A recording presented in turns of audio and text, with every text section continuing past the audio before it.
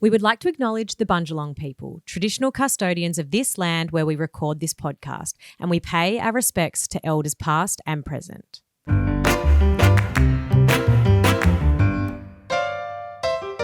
Hello, beautiful Bumpies. Welcome to Beyond the Bump, a podcast brought to you by Jayde Coodwell and Sophie Pierce. This podcast is targeted at mums, mums-to-be, and women in general. And gents, feel free to have a listen too. It's a place to have real discussions and ask real questions, no matter how hard, with honest and authentic conversations that leave you feeling lighter, more supported, and more understood after every listen. We began as your go-to baby podcast, and we're still right there with you in the thick of it. But now we're growing with you and your kids too. From newborn chaos to raising tweens and teens, from identity shifts to perimenopause and everything in between, we're here to support the full ride of womanhood. And as always, we can't promise that it will always be kept PG, so please be mindful around little ears. Here we go. Hello, Jay. Hello, Sophie and all our Bumpies listening. Take 385. How are you this week? Yeah, guys, behind the scene, there's been a lot of, there's been some blood, sweat and tears going on. But you don't want to know about that. You want to act like we just jump on and launch in and everything's dandy. No, I was going to say this week, I feel like the saying, no news is good news, could not be truer than in parenting. Love it. I don't feel like I've got too much news this week. I guess I've got one update and I've got one question for you. Oh, God. My update is that I don't know if this is a saying or if I've made it up myself, but I think the saying should go that the second day, the second week, and the second term is always the hardest. Mm-hmm. And I am in the second week of Pearl's bush kindy. Yes. How's it going? It has been so emotionally exhausting. Oh, babe.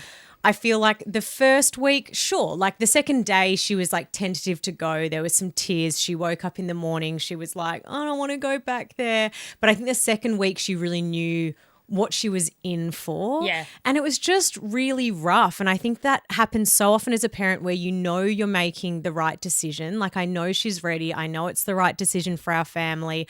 I know that work-wise we need this. All of this stuff, we need this, but it doesn't take away from the fact, like when they wake up in the morning and the first thing they say in the morning is, I don't want to go. It breaks your heart. And then after she'd gone this week, it's then like, I think she thought that, okay, I've done that. That's temporary. It's over. And then when she realized, no, she's got to go back next week, she got in a spin again, and it's like, I never want to go back there. And explaining to, if anyone's got any tips on how to explain time to a 3.5-year-old, like I tried to write out the days of the week, and I was like, like you've done these days and then you've got these days with mum and these days with dad, but obviously that's too much for them to conceptualize. So every day it's like, am I going? Do I go tomorrow? Yeah. What's happening today? She's really like stuck on needing to know like what the plan of each day is. Like, okay, I've got the day with you, but what am I doing? And then where are we going? And then when do we pick my sisters up? And so I'm trying to introduce as many things as I can to kind of let her have some control and explain what time is and what the day looks like. I think also to remember that this is only just her new normal. So she has just started such a big thing, and once you do this,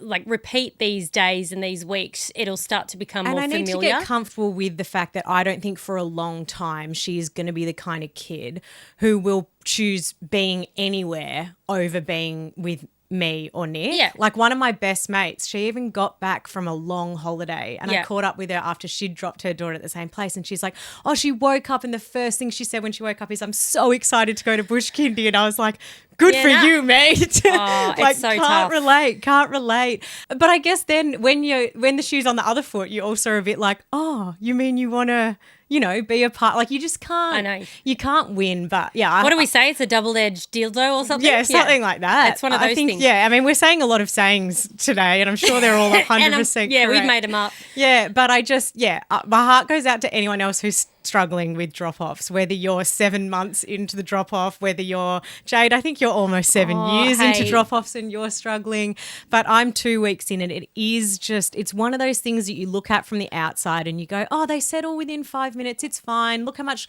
fun they're having, it's great, it's good for them. But when it's you and like your child is literally your heart outside your body, it is so, so challenging. You know what? I have spoken a lot about having a big year, like this half of the year.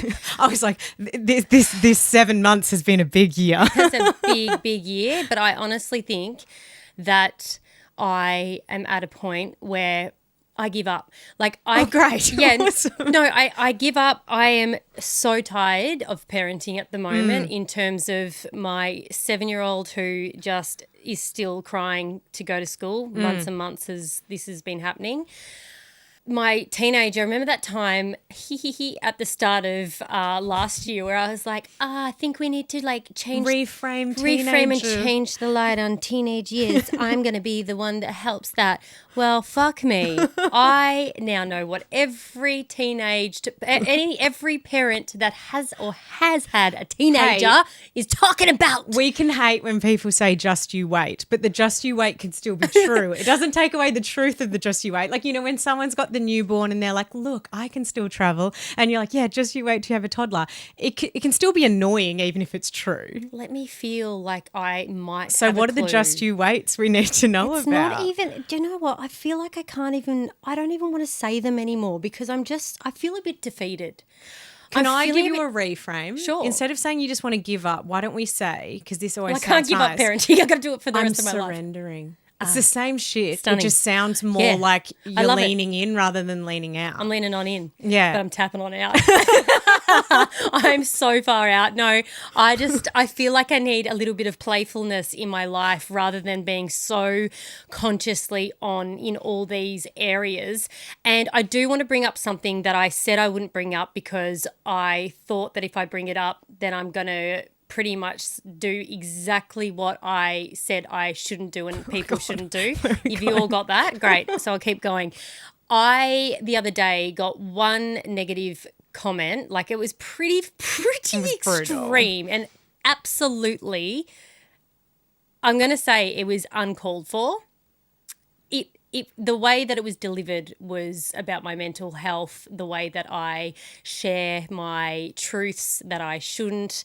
Anyway, long story short, I've always said to Sophie in this, don't worry. It's just you get a few bad bits of feedback. Focus on all the hundreds and all the positive. We had some beautiful feedback recently over the whole, opening up about the bullying situation because that was a place that I felt really uncomfortable sharing. But there is something about one person sending you something like that because I think when you put your heart and soul into what you do and you share your truth, it's like a big fucking slap in the face. And now sitting here, even though this episode is all about anything we want to say, in fact, the whole podcast is really about that. And I get that in times, we have people on and we want them to speak more than us.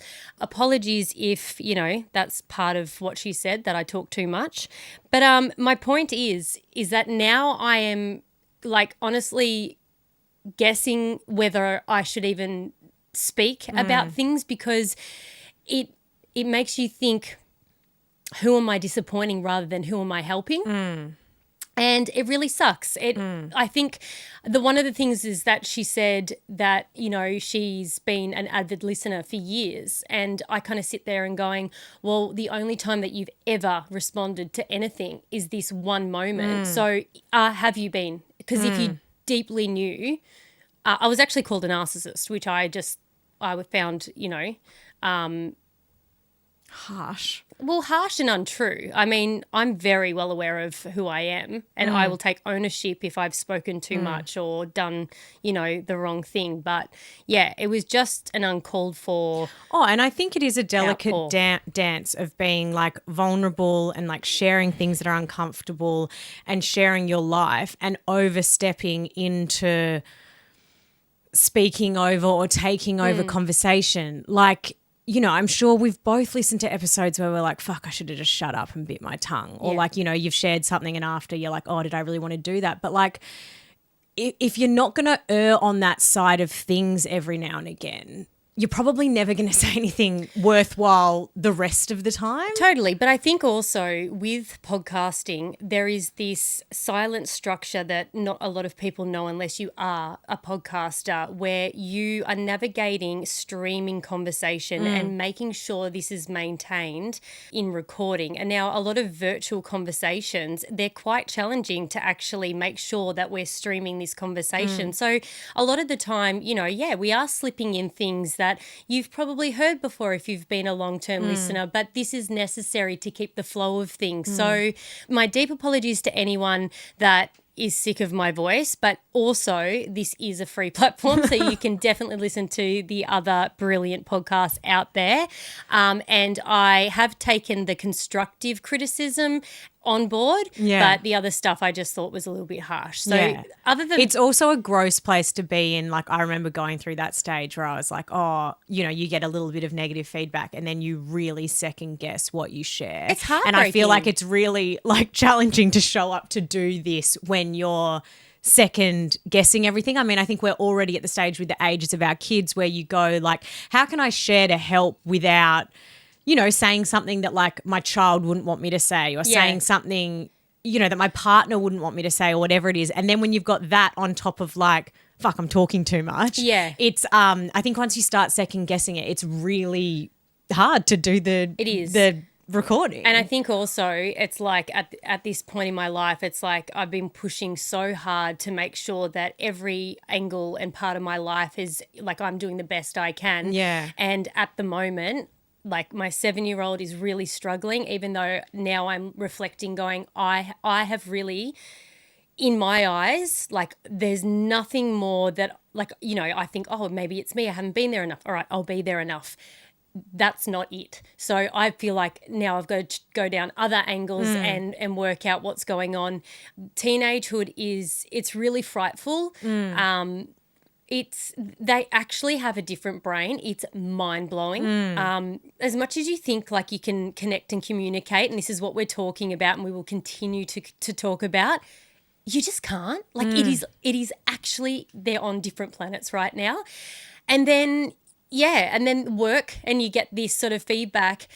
I kind of just feel, and it's not like a pity party, or maybe it is, but I kind of sit here at the moment, and in my relationship as well, I'm not feeling like completely, I don't know, like that's amazing. So I'm kind of sitting here going, I don't know, I feel like I need some sort of something to keep me going. And at the moment, I'm sorry, this did not mean to be emotional, but I need something. But I think that's a real feeling of motherhood that we can go through at times. And it's one of the reasons that in my life I've really am like, this bush kindy needs to happen, because you get to the point where you go, I'm doing everything and I'm doing it all really, really shit. And, like I feel like a couple of weeks ago I looked around and I was like, my house is a mess, which most of the time I can put up with, except for when other stuff doesn't feel good. And then, some of the days I'd have with Pearl, I'm kind of like half present with her, half working. I feel the same. Like I feel like Nick and I really want to feel really connected, and that was a question I was going to ask for advice on, because I'm just like, when are people finding the time? And then like adult friendship's tricky too. And I know I think we go through these seasons as mothers where we're like, far out, I'm doing a lot and I feel like I'm doing it all real shit. And I answer to that question is I don't know, because I feel like I actually sent a text this morning in reply to wanting to connect with my husband, because he said to me, oh, I'm going to XYZ with so-and-so. I'm really excited. And this has been, a few different things that he's been able to do with other people, which is wonderful. But when I deeply reflect on this, I said, I'm sorry that I became really like standoffish, but I'm completely and utterly jealous of the time that you're spending with everyone else but me. And I've been yearning for this time. Like I've been really, really wanting this time with you. And I just feel like it's not a priority for you. And that hurts. And then my beautiful girlfriend, she's like, I've got a surprise to thank you because we went away and she's taking me out to dinner tonight. And I'm like, that has made me feel so nice because someone's coming in going, hey, I want to spend quality time with you. But I feel like sometimes in parenthood you can almost get the divide and conquer structure too right. And I think I actually spoke about this. Like Correct. Nick and I got to the point where like it was too much of a well-oiled machine. Yeah. And that's where I feel like we still are, that it's like we take it in turns in the morning so we both get time to exercise, and that all seems great. But where's the, like, that's what I was going to say. But where's the time for us? Yeah. I'm really struggling to find where that happens. And I was having a conversation with one of my girlfriends earlier because I was like, okay, so, you know, during the day, there's work, there's school drop, there's making sure dinner's on the table that night, all of this. Yeah. And then I play tennis one night a week, which is amazing. And then sometimes I'll have book club. And then like Nick might want an evening where he goes and plays tennis with some mates, so catches up with some mates. So it's like that's all done. And then I don't want to add anything else to the week because that's enough time away from my kids. Like I don't want to spend any more time away from my kids. And then the weekend rolls around and I'm like, oh, this might be a good time for like Nick and I to do a day date. But like my older two kids are at school 5 days a week, so I don't want to miss another day with them. And there might be a school party or a friend's party, and there might be, you know, and then even during the week it's like I don't want to go to a restaurant with my husband and get home at 9:30 at night. Like I want to be horizontal in bed reading my book. And even once bedtime's done, like my kids take a really long time to fall asleep, and it's something that we're trying to make changes because I think that is like a huge thing in our life, that it's like getting in the way of time with the two of us. But I've had to say to my husband, like, when I peel myself out of the trundle bed that my 3-year-old sleeps in, and the three of them are finally asleep, and it's 9 o'clock at night, and I'm quietly crawling down the corridor, don't touch me. but you know, like, I cannot be anything to anyone. No. It is me and my Kindle, and the thing is, like, I yearn for that not to be the case. Like I want it to be like, right. Yeah. But it's like, I'm done. Yeah. I'm so done. And I'm just like, I would love to know. I mean, I don't know that you have the answers right now, but if there has been stages, you know, you're further along in this, like kids being at school, all of this journey, like where are we finding the time? Well, Bumpies, we both don't have the answer, and we really give me the answer. We really, really need the answer. So if you can let us know somehow, please share it, and we will share next week. But I think it's a really interesting, situation. I also, with the whole bed thing, like I'm like, oh, it's all right. We'll get our time next to each other where we can talk maybe for a little bit in the morning, and then you get to that point. And, you know, one of the kids is coming because they've got a nightmare and they don't want to go to bed on their own or they don't want to be in that bed, and you're so tired by the time that's happened, you're like, just get in the middle. Like just hop in the middle, so don't worry about it. Do you know what would almost be my dream is, because like I know that a lot of people will say their answer is that they have a fortnightly date night that they have locked in. And I think that's great for them, but like that's not what I want the answer to be. What I want the answer to be is like once a week or once a fortnight, you both get up at like 5 a.m. because I'm fine with that. I'm an early waker. I do my best work in the morning in all ways. Need to brush your teeth first though. But I would imagine if you could get a babysitter maybe to come to your house at 5 a.m. Hell no. Even if it's a 2-hour date, like go for a walk on the beach, have breakfast, like maybe have a swim. That is my dream. But like as if anyone's going to want to come over, and then you could come home and still do the school run, still go about your day. But do you reckon anyone would want to come over at 5 o'clock? And my kids would wake up in the morning and they'd be like, where the fuck am I? I reckon you'd need someone to sleep over. Yeah, but then like, are you paying them all night? This is getting expensive. Yeah, and then you think it's... This is when you need a grandparent I know, in town. and we don't have them there. Yeah. I know. Let us know. But if anyone's been creative and have found other ways other than it meaning you have to go to bed later...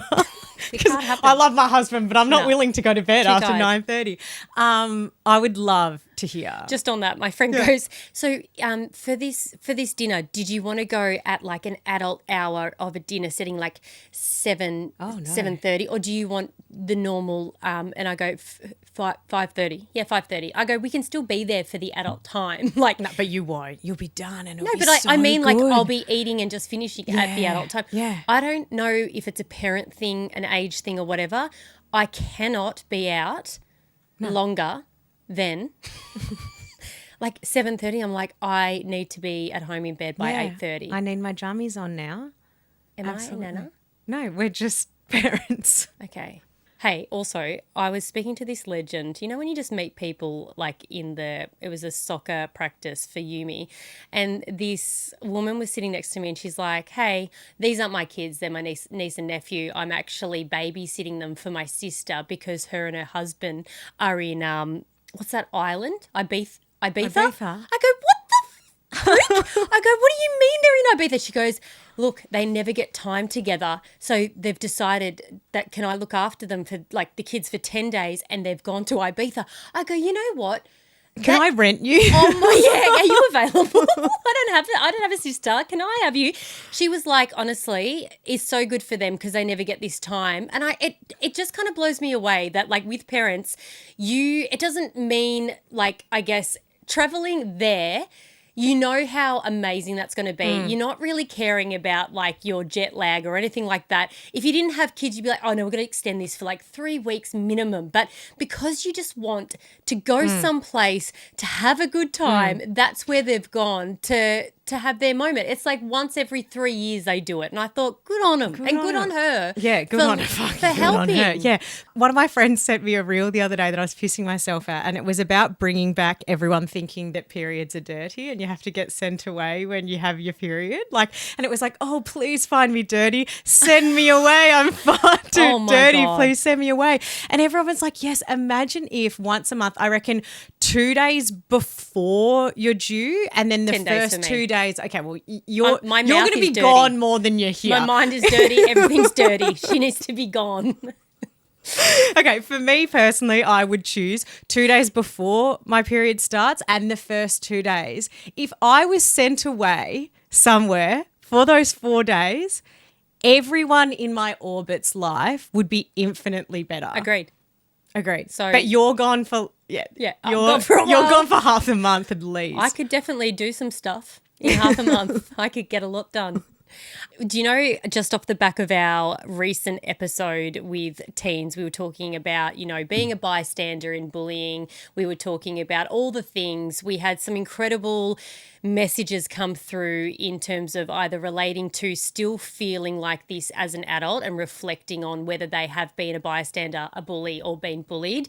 And it breaks my heart. And we were talking about this week, how crazy it is that those micro moments in your life can become such a big part of your adult life and you never really think of them in the moment. But if we're going to talk about teenage years, we asked a few of our bumpies to write in. We wanted to bring some positivity to teenagerdom.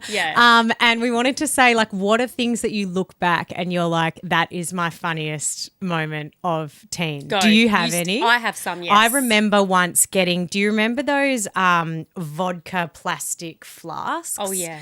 And I thought I was Bougie. such a sick. C-U-N-T. Because I was just swinging. Yeah. I was just swinging out of it, barely making a face, like, oh, this is so good. What about a And it passion finished, pop goon wait, sack? I finished the whole thing. Yeah, you did. We were having pre-drinks at one of my friends' houses before a party, get into her mum's car. Suddenly the entire flask hits me. No. I put the window down. I vomit out the window, but into the wind. So I'm like a dog with its head out the window. So it's gone back in your face? Straight into my face. And then I spent the entire party just like Not okay. I was just asleep in one of the bedrooms. Okay, I'll one-up you. Yeah.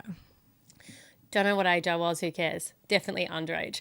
I was at my friend's house having pre-drinks. Don't know how we got them. I actually don't know if this is going to make anyone feel better about having No. teenagers. But I think it's more to remind ourselves that teenagers rebelling and being little shits, it's nothing new. We did it. And we somewhat got through. Somewhat. Yeah, we're fine. UDL bottles, the Smirnoff Black, because if you had a Smirnoff Black. Yeah, because they were the doubles, Yeah, right? doubles. Yeah. Like we needed them. Like we could have had like 2 sips and just be pissed. But I remember, you know, they're slowly coming back now. You know those studded black belts? From Supray. Yeah. Yeah. So I had one of them on.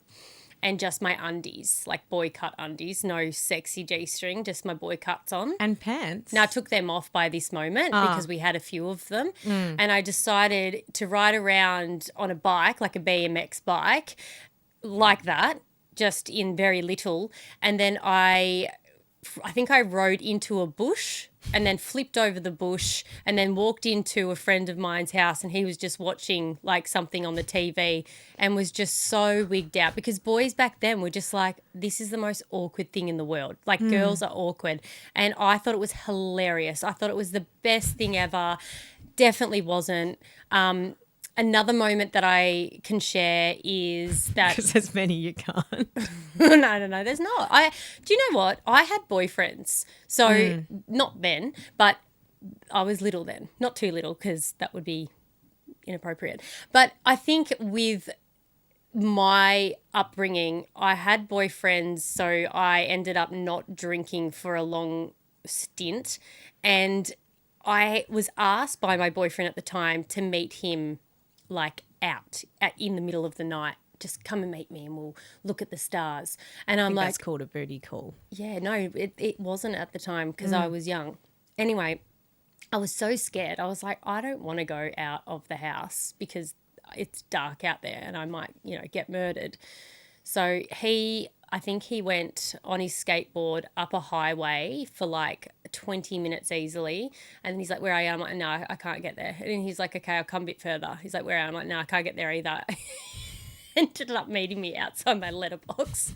I just couldn't get anywhere. And then I snuck back in. My parents never knew about it. How did you sneak? Front door, window? Yeah, because I had a friend who had the perfect little window balcony. We had to climb across the roof and then down like a pipe down the front of the house. But it was really sneaky because where you had to climb over the roof was where the main bedroom, like the parents were sleeping. Risque. But God, it was a thrill. And we'd go and meet boys in the park. And like now if my kids did that, I'd be so worried. But I'm like, that was pivotal. Like I needed to go through that. But where do you draw the line? Like even the other day we were talking about, what about when your kids get a partner? Like are you going to allow them to have a sleepover? Like I was allowed sleepovers with boys because and I'm like, I wasn't. Like not just any old random, like they were my boyfriend. But I even remember going on the pill when I was like 15 or 16. It was like, this is to regulate your period. And it's like, oh, it's funny that this has coincided exactly when I've started having sleepovers with boys. But would you do that with your kids? I don't think I would let them even at 16 go and have a sleepover. Yeah, but at the end of the day, if they're going to have sex, they're going to have sex. That's like, the thing. They're going to do it. Yeah. Like I couldn't have my boyfriend at home, so I would have it anywhere else. At my boyfriend's house, we couldn't sleep in the same bed, so I slept in a mattress on the floor. I'm like, whoever thought anyone was staying in their mattresses? No, I reckon it's parents going, yeah, that's the best we can do. That's good. Yeah, we've tried. Because we're not thinking about it. But I even remember there was this one bottle-o in Springvale, which was two different trains away from my house. And I'm sorry if this is still functioning and I'm going to get you guys shut down. But it was known as you walk in and buy alcohol and you never got ID'd. And or do you ever walk through the drive-through ones and they wouldn't ask you for ID, but you'd be on foot? Yeah. No. Anyway, but this one in Springvale, and it would be like a 2.5 hour mission, but it was like worth it. Like if there was a party on, it's like, all right, everyone get on your train stop. We're going past Springvale, back home and back out. It was fun. It was fun. Or you'd like mill around the front of a bottle-o and just wait for someone that looked young and friendly and ask them. But like that was so fun. So do we just let them go? Well, no, I'm not. But they want to have freedom. We've got some others in here that we want to share it. Are you going to give your kids some drinks to take or no? Because I feel like part of me is like, oh, I loved that my parents like let me have a couple of drinks because then I could be honest. But it's like, as you said, you're always going to rebel. So if you're given 4 drinks, you're going to go get another 2 to 4 drinks. Whereas 100%. If you're given 0 drinks, you're going to go get 2 to 4 drinks. I think that if like the parents were okay when they're at an age where they can, have a few drinks, then I would love to just be around them because I think you're going to the party? Well, yeah, I'm a cool mom. No, You got cookies. Can you imagine? Oh my fucking God. I can imagine you with a tray and cookies, condoms. Oh anyone? My God. No, it's just... It's just like so tonight. It's really sad. I had a pivotal moment of parenting where my kids were like, you are the uncoolest person on the planet. And I cringed. I genuinely felt like a loser. Like, I was like, the song choice that I had, I was like, guys, this is when cool. they start cringing, it's not They're cool. like, Mum, just don't. Just don't, all right? And I'm like, oh, wow. I can't even believe I'm here. But I would love to be around it because I had one friend that her friends were like, what are you laughing at? Because you're like, I got one friend, so I need my kids' friends. I'm not getting invited to parties, so I need to go to the 14-year-old I'm going to start having birthdays. parties here. No, I had a friend of mine and her parents were cool. They were happy for us to run around in the backyard, have a few drinks, and we chatted to them like all throughout the night. They were like laughing. They were there. They're adults. They're a part of it. If we fell over because we're stupid, they'd put a Band-Aid on our knee. I want to be that parent. Yeah, the first time I ever got drunk was we were having a slumber party out in my friend's kind of garage, but it was kind of set up a bit like bachelor pad-esque, the garage. Anyway, we stole VBs from her dad's fridge. Nice. So the first time I ever got drunk, I can't drink a VB now. I don't know how 14, 13-year-old me just do it. drank. Oh my God, I was like 13. That's me. I know. 13. 100%. Do you know when my husband, I hope he doesn't mind me saying this, my husband, when he was like 14 or 15, went to is it Armin van Buuren concert? Basically a rave, got home at 7 a.m. So do with that information as you wish, and had to go straight out for breakfast with his parents. And he was like, I couldn't even, and I'm like, we should be getting the boys if that in here. was me as a parent, my husband is fine now. He doesn't drink. He doesn't do any, he's the most tame human ever. If I was raising him at that age, you would be so worried. Wouldn't you be? Can I one-up you on that one? Yeah. My husband went to Bali when he was 13 and didn't tell his mum. Someone wrote in saying, I lied to my parents about going to a family holiday house and went to Bali for schoolies. He came back with a freaking tattoo on. 13. It's a Peter Pan tattoo. He didn't need to worry about that because he was a child at the time. He went there with his friends. They all said that we're going on a holiday with the family members. I don't know how. I think back then they were just 90s. Yeah. Oh, no, he was born in the 90s. But just in the early 2000s, they went. And there are so many things in a small town. I wish we should actually have the boys on because it'd be hilarious. Yeah. He has they ride their bikes. They get up to so much mischief. Yeah. They're real cheeky. Yeah, because there's nothing really fun to do. And You've got as to a make your dad own of fun. a daughter, if there is anyone that he knows what's going to go on in this town, it's him. But I was blown away when he told me that. How did you even get out of the country? How did you know? But I remember getting back into the car after a party, and I lived in suburban Melbourne. And the first thing I'd say before my mum said anything, because I'd been smoking darts all night. This is I would have been 15. Yeah, I never smoked. I knew I stank, but before my mum had even said anything, I was like, oh, there's this huge bonfire tonight. Da-da-da-da. I'm like, mate, you're in the streets of Hampton. I don't think there was a huge bonfire. And now I'm an adult and I'm like, there's a very specific, there's a very obvious difference between a bonfire and smoking cigarettes. Yeah, but we didn't know. She was just I know. she must have turned a blind eye. Yeah, I hope she did. Otherwise, I'm like, Mum, come on. Well, my mum said to me, Jayde, I know when you're lying. And I'm like, how? And it worked out to be a sniff that I would do. I go, hey, Mum, can I stay at so-and-so's house tonight? She was like, I just know you're lying. You're not even helping yourself. Yeah. And obviously it was my boyfriend's. That was the underlying, not a good liar. She didn't even need Life 360. She just needed the sniff. Yeah, she just needed me. I smoked it. This is so early noughties. I smoked at school and would spray myself with Impulse Spice. Thought I was so cool. Impulse. And what about the Spice Girls one? Spice Girls Impulse? Yes. Can we bring that back? I'd love to. Yeah. I'd love nothing more than to reek of that. Or Lynx Africa because you want to smell like the boys. All the hot boys. Yeah, all the hot boys were wearing it.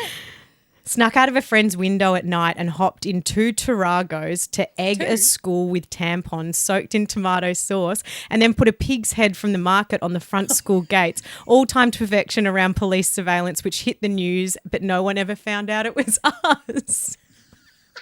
That is so bloody good. This one is I got drunk in a paddock and ate a glow stick. Oh, that's absolutely brilliant. We want some more of these. We want more. Yeah, bring them I on. love how we're like, let's put a positive spin on teenagers. We just have a relatable spin Sex, on it. drugs, and rock and roll, baby. Have a good weekend, Bumpies. Happy Friday. Thanks for listening to this episode of Beyond the Bump. If you loved it, please leave us a review. If you didn't, good on you. You can find more Beyond the Bump goodness and keep up to date by following us on TikTok, Instagram, and our Facebook group page. We'll leave the details in the show notes. Until next time, bye-bye.